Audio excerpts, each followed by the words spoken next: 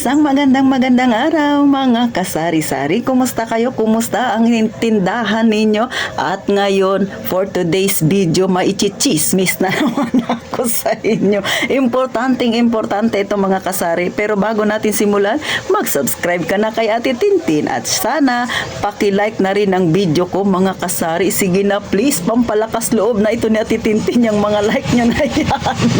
At syempre, paki-share na rin kung hindi kayo busy. Kaya, umpisahan na natin ang Real Talk na chismisan. Pero bago na naman mag-umpisa si Ate Tintin, patalastas muna. Sagutin ko lang saglit ang katanungan ni Ma'am Merasol Tumines. Paano daw gumawa ng peanut butter? Ma'am, simpleng-simple lang yung ginagawa ni Ate Tintin. Wala masyadong anik-anik. Sa 1 kilong mani na may balat, lutuin mo siya sa isang bote and 1/4 na mantika. Lutuin mo lang siya doon. Next, syempre pag luto na, malamig na, yung saktong-sakto lang pagkakaluto. Huwag nyo masyadong lutuin kasi mapait yan.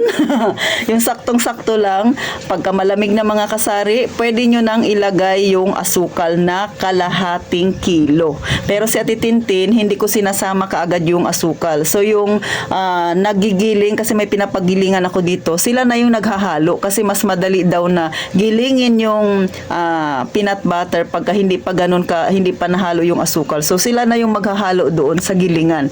Pero nasa sa inyo rin kung ano ang diskarte ninyo, kung pag binigay nyo ba ay nakahalo na. Pero dito, yun ang ina-advise ng mga nagigiling. Pero sa akin, okay lang din naman. So ganun lang kasimple yung peanut butter mga kasari. Kaya hindi naman siya maraming halo, kaya ang aking presyo ay pangmasa lang din. Then sa isang viewers natin na nagtatanong, magkano ang tinapay, magkano ang bintahan? Yung puhunan ng tinapay ma'am dito sa amin, yung nabibili ko ay 3 piso. Then ang bintahan pag walang palaman, 5 piso. Pag may laman ng peanut butter, 8 pesos. Bakit? Dahil si Ate Tintin, generous pagdating sa peanut butter pag nagpapalaman ako. Ayoko nang walang lasa. Kaya ngayon ang gusto kong bilhin kasi gusto ko peanut butter ang lasa. Ayoko nang tinapay lang mga kasari. Siyempre, damihan na natin yung talagang malasahan ni customer. Kasi yung ating peanut butter naman ay wala naman masyadong halo, hindi naman ganun kamahal yung kanyang mga ingredients. Kaya kayang-kaya nyo na yan mga kasari. Sa mga gustong malaman kung paano pa siya lutuin, pwede na kayong manood ng YouTube. Basta yung ingredients na sinasabi ko sa inyo, kung pangtinda lang din, pwede na yun siya mga kasari kasi murang-mura na yun siya. Sana nasagot ni Ate Tintin yung katanungan ng dalawa nating viewers. Next, dito na tayo sa totoong kwento, mga kasari. Ikaw na nanonood sa akin na may tindahan, naranasan mo na bang pagsabihan ka ng ganito nung nagsisimula ka pala sa pagtitindahan na, huwag ka nang magtindahan, wala namang kita yan dyan. Walang pera. Bakit? Sasagutin ko lang.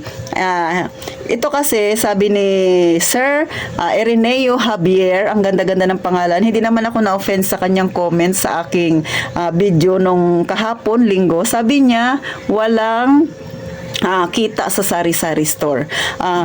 Sir, inuunawa ko yung inyong yung inyong comment. Syempre yan yung damdamin ninyo.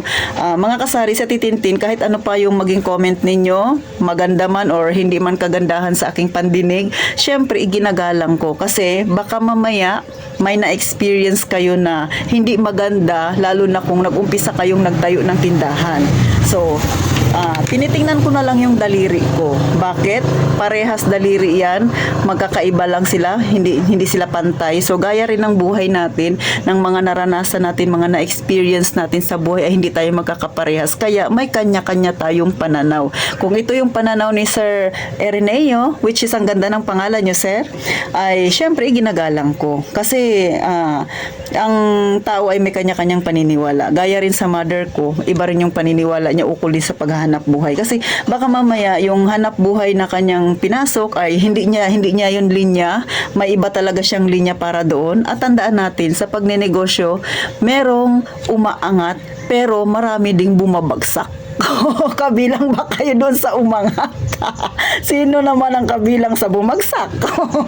Siguro kung nagsasabi ka na walang kita sa tindahan, baka may naranasan kayong hindi kagandahan ukol sa pagtitindahan, which is iginagalang ko po iyon, ha. Kasi ayoko nang masyadong magbanggit ng medyo masakit na pananalita, bad rin yun, di ba? So relax lang tayo dito, chill lang, pag-usapan lang natin yung problema. So ganun ako umunawa sa mga nagko-comment, maging maganda o hindi, tanggapin natin yon. Kasi syempre baka iba talaga yung naranasan niya ukol sa pagtitindahan. So share ko na lang din sa inyo. So gaya ng experience ni mother, no, sa kanya yung pagtitindahan ay kumikita siya, pero ito naman yung ayaw niya rin na negosyo, yung pagbababuyan, yung paghahayupan ng baboy, mga kasari. Kasi nagtry si mother dati, nag-alaga ng baboy, nalugi siya. Kasi nga doon sa nung binibenta niya na yung baboy, ay yung kanyang nakuha na bibili ng baboy ay magaling mag hocus pocus, kayang nangyari lugi siya, malaki yung nalugi sa kanya. Kaya sabi niya maliit lang din pala yung kinikita sa baboy, tapos madaya ka pa nung bibili ng baboy, kaya ayaw niya nang mag-alaga. Pero ito rin ang katotohanan na nakita ko sa aming kapitbahay. Yung kapitbahay namin, nag-umpisa lang siya sa babuyan niya. Dati bumibili lang siya ng biik, ngayon may sarili na siyang inahin. At take note, 3 na ang inahin niya at 30 na baboy na ang inaalagaan niya. Nakabili na siya ng sasakyan.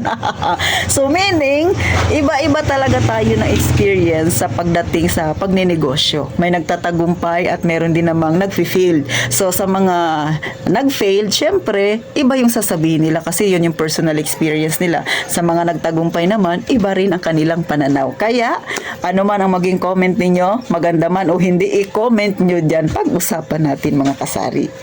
So, gaya rin ng isa nating viewers, si John Eric Sambahon. Sabi niya, Titin, oo nga, medyo kahit na medyo maliit yung kita, pero at least 'di ba sarili mo 'yun. Sabi niya, siya daw ay 3 months pa lang na nagtitindahan. Kaya sir, patutuhanan natin na ang tindahan ay may kita. Sa mga nanonood sa akin, saan kayo napapabilang? Doon ba sa umaangat o umaasenso ng paunti-unti ang inyong tindahan, o doon sa bumubulusok pababa at sasabihin nyo ring hindi kumikita ang tindahan? Pili lang kayo kung saan kayo doon. Gawin lang nating masaya ang ating pagkukwentuhan, mga kasari. Huwag lang yung malungkot. Kasi dapat happy lang tayo palagi. Maging positibo lang tayo. At sa mga nakaranas ng pagsubok sa pagtitindahan, hindi naman talaga maiiwasan yan. Kaya minsan talagang nagsasara ang isang tindahan. Kasi nga maraming kinakaharap na problema minsan ang isang nagtitindahan. Pero tandaan, hindi sa lahat ng pagkakataon pangit yung nangyayari sa atin. May maganda rin naman. Maganda man o hindi maganda ang dumarating na pagsubok sa atin, lalo na sa ating mga nagninegosyo, tanggapin natin. Nasa sa atin yan kung paano natin i-handle ang ganyang sitwasyon. So hanggang dito na lang, mga kasari. Sana kahit papano nakakuha kayo ng idea kaya titintin. Iwasan lang natin na mag-comment ng hindi maganda. Kung kayo ay nakakaranas ng hindi kagandahan, fight lang, mga kasari, ha. Kasi syempre, pag nag-comment kayo ng hindi maganda, masasaktan din yung mga taong nakapaligid o nakakabasa or nakaka-experience ng ganyang pinagdaraanan nila, mga kasari. So paano? Hanggang dito na lang si Ate Tintin. Sana napangiti kayo ni Ate Tintin, na real talk yung iba dyan. Pero syempre, iiwan ko pa rin sa inyo ang magiging kasagutan. Meron nga bang kita o wala sa pagtitindahan? Ikaw na nanonood sa akin, ano ang iyong kasagutan? So paano? Mag-iingat tayong palagi, mga kasari.